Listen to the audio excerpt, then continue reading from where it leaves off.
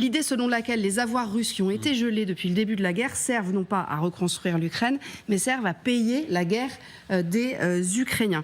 Ce sont des informations de presse américaine, en fait, qui remettent un peu une pièce dans la machine, Mathieu Karman, hein, c'est ça ?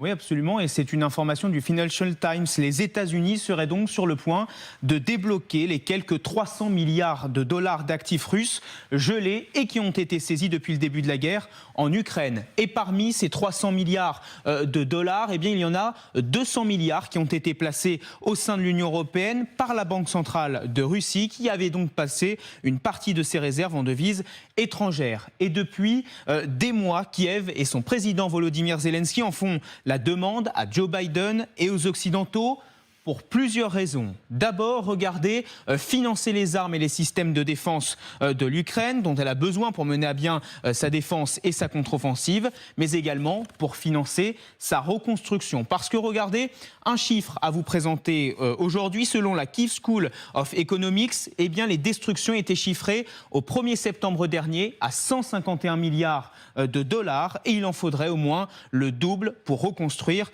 l'Ukraine. Et ces avoirs pourraient donc grandement aider les Américains à fournir l'armée ukrainienne, car un autre chiffre est également très parlant. Entre le mois d'août et le mois d'octobre 2023, eh bien, le montant des aides annoncées par les Occidentaux a diminué de 90% par rapport à la même période en 2022. Le soutien des Alliés a même atteint son plus bas niveau depuis le début de la guerre, selon le Financial Times. Mais tout cela, ce n'est pas du goût des Occidentaux. L'Union européenne, l'Allemagne, la France, l'Italie ont émis des réserves à l'idée de saisir ces avoirs de la Banque centrale russe.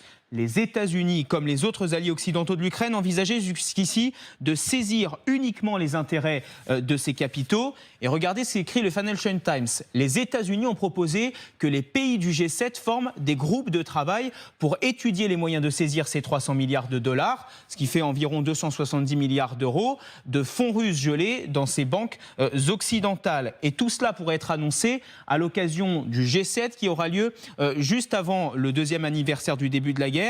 Et Volodymyr Zelensky l'a rappelé cette semaine. Au cours de cette année, les États-Unis ont fourni 34 programmes d'aide militaire d'une valeur de plus de 24 milliards de dollars. Tout cela pour fournir les Patriotes, les Abrams, mais également des véhicules blindés et autres besoins pour l'Ukraine.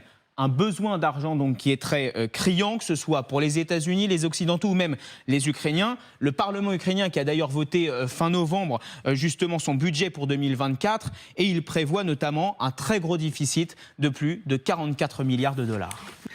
Alors, merci beaucoup à Mathieu. Christian Lecane, ce n'est pas une idée nouvelle, hein, effectivement, comme on l'avait déjà dit. Bon, elle revient un peu sur la table. En fait, 200 de ces 300 milliards de dollars sont Exactement. en Europe, mais c'est infaisable. Est-ce qu'on peut vraiment les saisir pour financer la guerre de l'Ukraine ?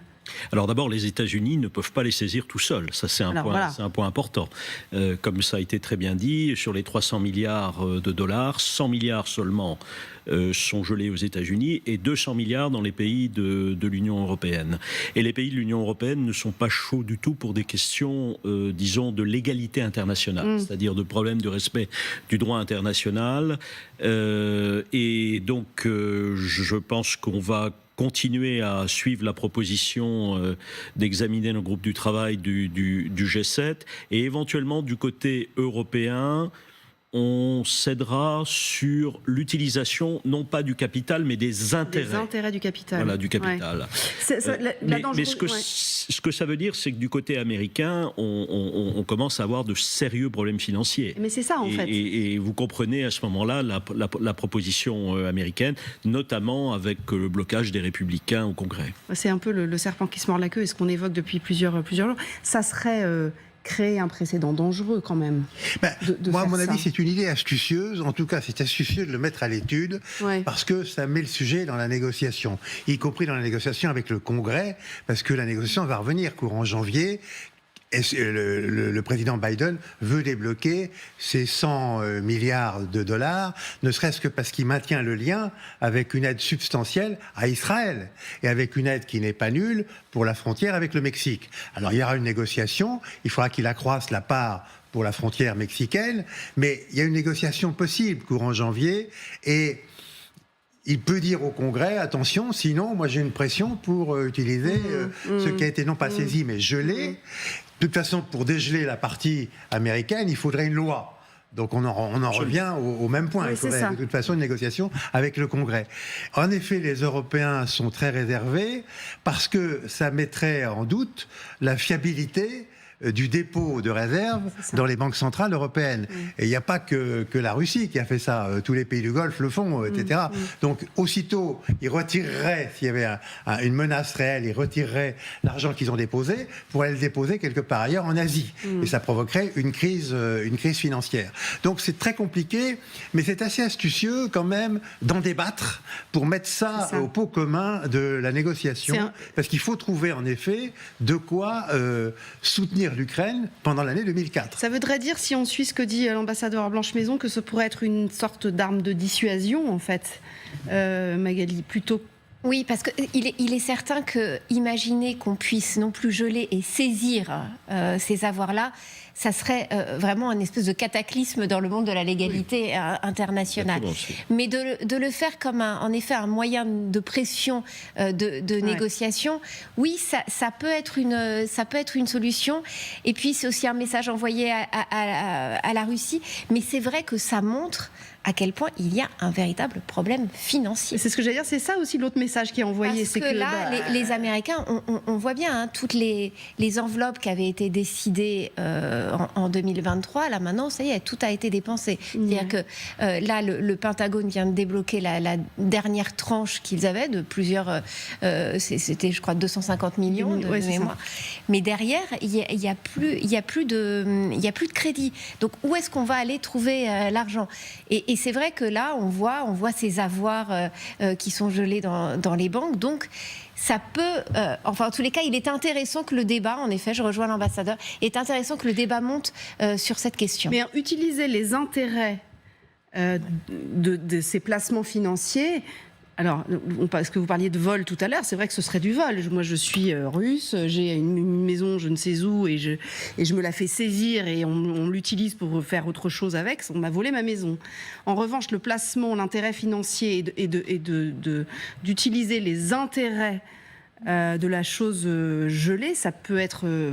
c'est moins moins borderline. Les montants ne sont absolument pas les mêmes. Pardon ? Les montants ne seraient absolument pas les mêmes. Ah bah non, mais ça c'est sûr, c'est 1,5 milliard, je crois. Hein, donc c'est effectivement pas grand-chose, mais enfin c'est déjà ça.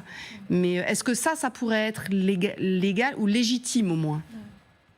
À mon avis, ça nécessite d'être examiné aussi par des juristes. Et je crois que l'Union européenne est très soucieuse de ces questions de... Mais quand Joe Biden dit on va poser la question au G7, on va faire des groupes de travail, tout à l'heure chez mes invités, il y avait deux écoles. Il y avait ceux qui disaient c'est une merveilleuse façon d'enterrer le sujet, et d'autres qui disaient bah non, après tout, pourquoi pas Non, là où je trouve que ce que disait l'ambassadeur est très, très important, c'est que c'est un élément pour l'exécutif américain. C'est-à-dire c'est un élément pour Biden de négociation aussi avec les républicains, avec le Congrès, dans la perspective aussi d'une élection où on n'est pas sûr que les démocrates l'emportent haut la main. Il est fort possible que M. Trump ou un autre républicain d'ailleurs revienne au pouvoir aux États-Unis. Et donc cette année 2024, de ce fait, est très très importante. C'est là où il faut essayer au maximum, du côté américain, du côté de l'exécutif, de trouver les moyens d'aider les Ukrainiens, sauf que les caisses sont vides et que les républicains au Congrès... Mais c'est ça. Voilà. Là, dernier chiffre que nous donnait Mathieu Karman tout à l'heure, moi, que je trouve assez ahurissant, c'est le Kiel Institute of the World Economy. C'est un institut qui est très sérieux sur l'économie notamment ukrainienne, qui dit qu'entre août et octobre, le montant des aides annoncées a diminué de 90% par rapport à la même période en 2022. En 2022, alors c'est vrai qu'en 2022 on annonçait beaucoup mais rien n'arrivait. Mais là effectivement on est effectivement pas loin du bout.